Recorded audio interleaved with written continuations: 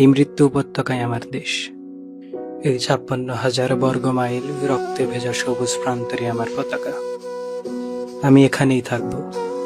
আমি বসে থাকব সন্তানহারা মায়েদের কান্নার পাশে, অজ্ঞাতনামাদের এপিটাফহীন কবরের পাশে, গুম হয়ে যাওয়া মানুষের অনস্তিত্বের পাশে।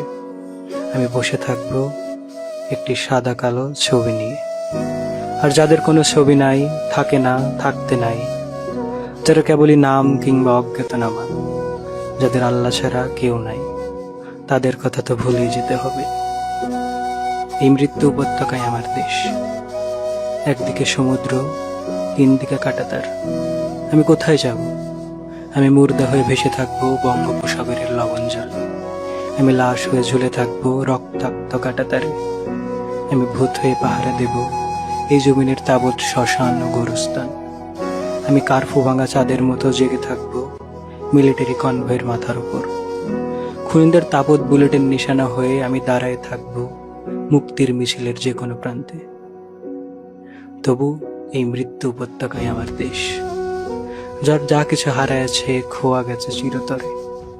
আমি তার তা কিছু হয়ে রয়ে যাব এইখানে। ভাইয়ের লাশ কান্ধে নিয়াও জালিমের বিরুদ্ধে শটান থাকে যে মুষ্টিবদ্ধ হাত। সে হাতি কাটতেছে এ ভূমির সোনালী ফসল। সে হাতি ঘোরাচ্ছে কলকারখানার তাবৎ মেশিন। এই হাতেই লেখা হোক অনাগত আগামীর ইতিহাস। আমি সেই ইতিহাসের সকল দায় হাসি মুখে কাঁধে তুলে নেব।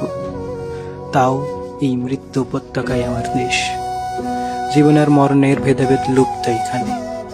এই আয়নাঘরে ঠান্ডা মেঝেই আমার বিছানা। সেখান থেকে মাঝরাতে উঠে এক বেআব্রু জীবন হয়ে দৌড় দেব আমি। সামান্য একটা বুলেটের জন্য কান বোঝারে যার। সন্তান আমার বলবে, আব্বু তুমি কাঁদতেছ যে? আমি সেই সন্তানের মাসুম বয়স হয়ে থেকে যাব। আসলে মুখ চেপে বেদখল বসত ভিটার পাশে বসে যে একাকিনী ঈশ্বরের আদালতে প্রার্থনারত, তিনি আমার মা। আমি তার প্রার্থনার সরল সমর্পণ হয়ে থেকে যাব। অনাগত অমরত্বের লোভে পীড়িত মানুষের কথা ভুলে যান নাই যে কবি। আমি তার স্লোগান সর্বস্ব একটি দুর্বল গদ্য কবিতা হয়ে থেকে যাব। ক্ষমতার সাথে আঘাত না করে রাজপথে আত্মহত্যার পথ বেছে নিয়েছেন যে বুদ্ধিজীবী, আমি তার গুরুত্ব না পাওয়া একটা পাবলিক লেকচার হয়ে থেকে যাব।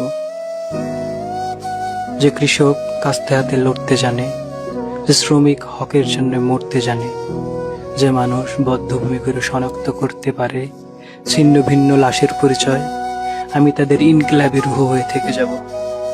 থাকবো না কেন?